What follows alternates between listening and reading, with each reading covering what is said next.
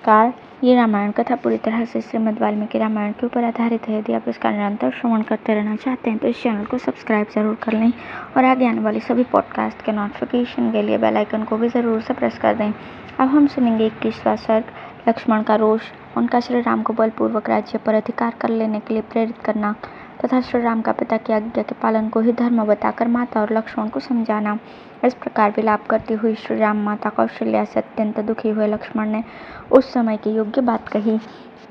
ज्येष्ठ माता, मुझे भी अच्छा नहीं लगता कि श्री राम राज्य लक्ष्मी का परित्याग करके वन में जाएं। महाराज तो इस समय स्त्री की बात में आ गए हैं, इसलिए उनकी प्रकृति विपरीत हो गई है। एक तो वे बूढ़े हैं, दूसरे विषयों ने उन्हें वश में कर लिया है। अतः कामदेव के वशीभूत हुए वे नरेश कैकेयी जैसी स्त्री की प्रेरणा से क्या नहीं कह सकते हैं। मैं श्री रघुनाथ जी का ऐसा कोई अपराध या दोष नहीं देखता जिससे इन्हें राज्य से निकाला जाए और वन में रहने के लिए विवश किया जाए। मैं संसार में एक मनुष्य को भी ऐसा नहीं देखता जो अत्यंत शत्रु एवं तिरस्कृत होने पर भी परोक्ष में भी उनका कोई दोष बता सके। धर्म पर दृष्टि रखने वाला कौन ऐसा राजा होगा जो देवता के समान शुद्ध, सरल, जितेंद्रिय और शत्रुओं पर भी स्नेह रखने वाले श्री राम जैसे पुत्र का कारण परित्याग करेगा, जो पुनः बाल भाव को प्राप्त हो गए हैं। ऐसे राजा के इस वचन को राजनीति का ध्यान रखने वाला कौन पुत्र अपने हृदय में स्थान दे सकता है। रघुनंदन, जब तक कोई भी मनुष्य आपके वनवास की बात को नहीं जानता है, तब तक ही आप मेरी सहायता से इस राज्य के शासन की बागडोर अपने हाथ में ले लीजिए। रघुवीर, जब मैं धनुष लिए आपके पास रहकर आपकी रक्षा करता रहूं और आप काल के समान युद्ध के लिए डट जाएं, उस समय आपसे अधिक पौरुष प्रकट करने में कौन समर्थ हो सकता है। यदि नगर के लोग विरोध में खड़े होंगे तो मैं अपने तीखे तीरों से सारी अयोध्या को मनुष्यों से सूनी कर दूंगा। जो भरत का पक्ष लेगा अथवा केवल जो उन्हीं का हित चाहेगा, उन सबको मैं वध कर दूंगा, क्योंकि जो कोमल या नम्र होता है उसका सभी तिरस्कार करते हैं। यदि कैकेयी के प्रोत्साहन देने पर उसके ऊपर संतुष्ट होकर पिताश्री हमारे शत्रु बन रहे हैं, तो हमें भी मोह ममता त्याग कर उन्हें कैद कर लेना या मार डालना चाहिए। क्योंकि यदि गुरु भी घमंड में आकर कर्तव्य का ज्ञान खो बैठे और कुमार्ग पर चलने लगे तो उसे भी दंड देना आवश्यक हो जाता है। पुरुषोत्तम, राजा किस बल का आश्रय लेकर अथवा किस कारण को सामने रखकर आपको न्यायतः प्राप्त हुआ राज्य अब कैकेयी को देना चाहते हैं। शत्रुदमन, आपके और मेरे साथ भारी वैर बांधकर इनकी क्या शक्ति है कि यह राज्य लक्ष्मी भरत को दे दें। मैं सत्य, धनुष, दान तथा यज्ञ आदि की शपथ खाकर तुमसे सच्ची बात कहता हूँ कि मेरा अपने पूज्य भ्राता श्री राम में हार्दिक अनुराग है। ज्येष्ठ माता, आप विश्वास रखें, यदि श्री राम जलती हुई अग्नि में या घोर वन में प्रवेश करने वाले होंगे तो मैं इनसे भी पहले उसमें प्रविष्ट हो जाऊंगा। इस समय आप, रघुनाथ जी तथा अन्य सब लोग भी मेरे पराक्रम को देखें।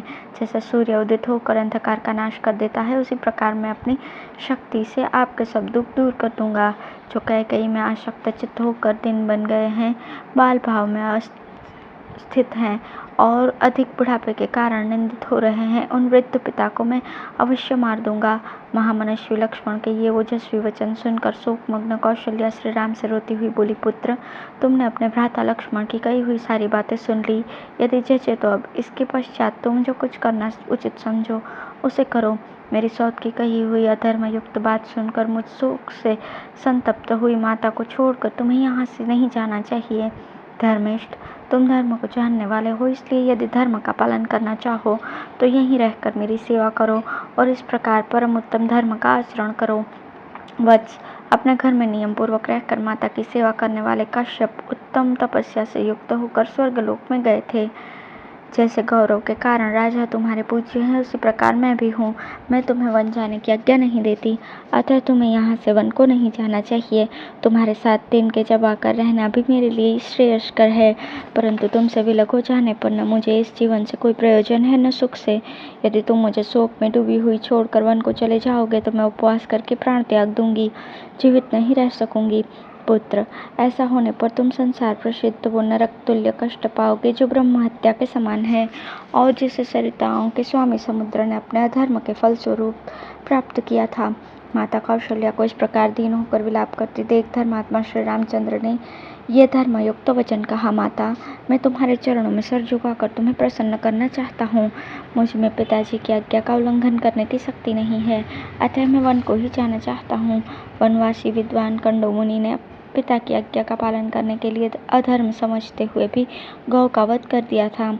हमारे कुल में भी पहले राजा सगर के पुत्र ऐसे ही हो गए हैं, जो पिता की आज्ञा से पृथ्वी खोदते हुए बुरी तरह मारे गए थे। जमदग्नि के पुत्र परशुराम ने पिता की आज्ञा का पालन करने के लिए ही वन में फरसे से अपनी माता रेणुका का गला काट दिया था। माता इन्होंने तथा और भी बहुत से देवतुल्य मनुष्यों ने उत्साह के साथ पिता के आदेश का पालन किया था। अतः मैं भी कायरता छोड़कर पिता का हित साधन करूंगा। केवल मैं ही इस प्रकार पिता के आदेश का पालन नहीं कर रहा हूँ।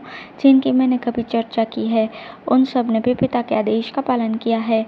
माता, मैं तुम्हारे प्रतिकूल किसी नवीन धर्म का प्रचार नहीं कर रहा हूँ। पूर्व काल के धर्मात्मा पुरुषों को भी यही अभिष्ट था। मैं तो उनके चले हुए मार्ग का ही अनुसरण करता हूँ। इस भूमंडल पर जो सबके लिए करने योग्य है, वही मैं भी करने जा रहा हूँ। इसके विपरीत कोई न करने योग्य कार्य नहीं कर रहा हूँ। पिता की आज्ञा का पालन करने वाला कोई भी पुरुष धर्म से भ्रष्ट नहीं होता। अपनी माता से ऐसा कहकर वाक्यवेत्ताओं में श्रेष्ठ समस्त धनुर्धर शिरोमणि श्री राम ने पुनः लक्ष्मण से कहा, लक्ष्मण, मेरे पति तुम्हारा जो परम उत्तम स्नेह है उसे मैं जानता हूँ। तुम्हारे पराक्रम, धैर्य और दुर्घर्ष तेज का भी मुझे ज्ञान है। लक्ष्मण, मेरी माता को जो अनुपम एवं महान दुख हो रहा है, वो सत्य और श्रम के विषय में मेरे अभिप्राय को न समझने के कारण है। संसार में धर्म ही सबसे श्रेष्ठ है।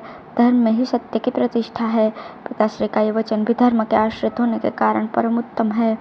वीर, धर्म का आश्रय लेकर रहने वाले पुरुष को पिता, माता अथवा ब्राह्मण के वचनों का पालन करने की प्रतिज्ञा करके उसे मिथ्या नहीं करना चाहिए।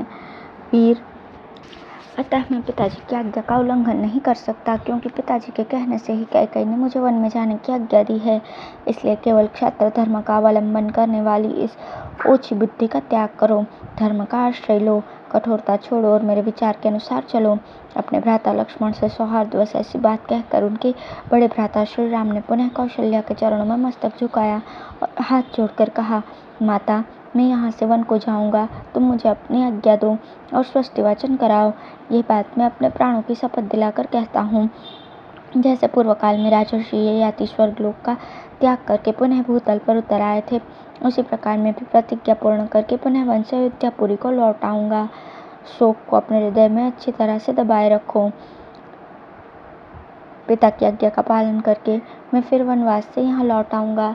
तुमको, मुझको, सीता को, लक्ष्मण को और माता सुमित्रा को भी मैं पिताजी की आज्ञा में ही रहना चाहिए। यही सनातन धर्म है।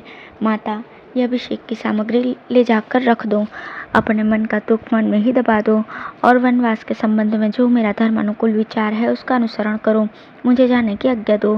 श्री रामचंद्र जी की यह धर्मानुकूल तथा व्यग्रता और आकुलता से रहित बात सुनकर जैसे मरे हुए मनुष्य में प्राण आ जाए, उसी प्रकार देवी कौशल्या मूर्छा त्याग कर होश में आ गई तथा अपने पुत्र श्री राम की ओर देखकर इस प्रकार कहने लगी, पुत्र, धर्म और सौहार्द के नाते जैसे पिता तुम्हारे लिए आदरणीय गुरुजन है, वैसे ही मैं भी हूँ।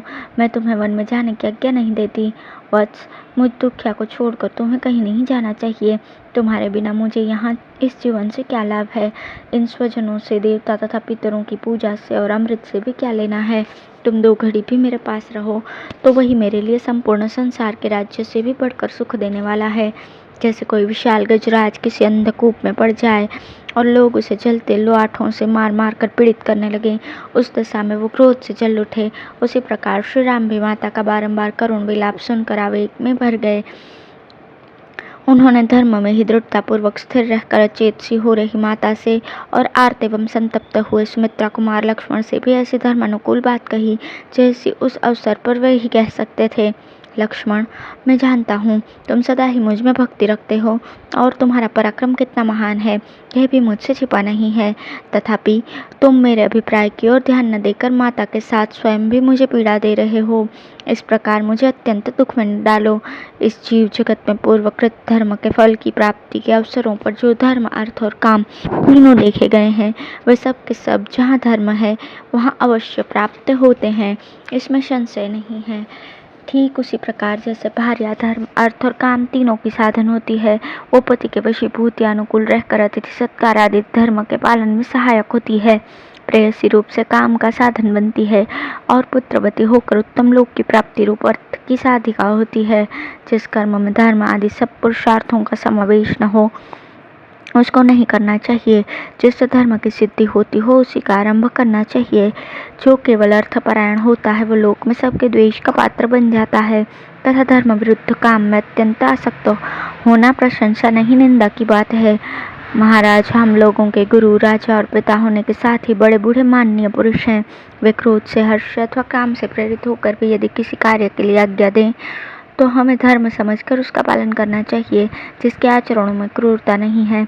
ऐसा कौन पुरुष पिता की आज्ञा के पालन रूप धर्म का आचरण नहीं करेगा। इसलिए मैं पिता की इस संपूर्ण प्रतिज्ञा का यथावत पालन करने से मुंह नहीं मोड़ सकता। लक्ष्मण, वे हम दोनों को आज्ञा देने में समर्थ गुरु हैं और माता के तो वे पति ही गति धर्म हैं। वे धर्म के प्रवर्तक महाराज भी जीवित हैं और विशेषतः अपने धर्म मार्ग पर स्थित हैं। ऐसी दशा में माता जैसी दूसरी कोई विधवा स्त्री बेटे के साथ रहती है, उसी प्रकार मेरे साथ यहाँ से वन में कैसे चल सकती हैं। अतः माता, तुम मुझे वन में जाने की आज्ञा दो और हमारे मंगल के लिए स्वस्ति वाचन कराओ, जिससे वनवास की अवधि समाप्त होने पर मैं फिर तुम्हारी सेवा में उपस्थित हूँ। जैसे राजा ययाति सत्य के प्रभाव से फिर स्वर्ग में लौट गए थे, केवल धर्महीन राज्य के लिए मैं महान फलदायक धर्म पालन रूप श्रेयस को पीछे नहीं धकेल सकता। जीवन अधिक काल तक रहने वाला नहीं है, इसके लिए मैं आज अधर्म पूर्वक इस तुच्छ पृथ्वी का राज्य लेना नहीं चाहता। इस प्रकार नरश्रेष्ठ श्री रामचंद्र जी ने धैर्यपूर्वक दंडकारण्य में जाने की इच्छा से माता को प्रसन्न करने का प्रयत्न किया तथा अपने छोटे भाई लक्ष्मण को भी अपने विचार के अनुसार भली भांति धर्म का रहस्य समझाकर मन ही मन माता की परिक्रमा करने का संकल्प किया। इस प्रकार श्री वाल्मीकि निर्मित रामायण आदि काव्य के अयोध्या कांड में 21वां सर्ग पूर्ण हुआ। धन्यवाद।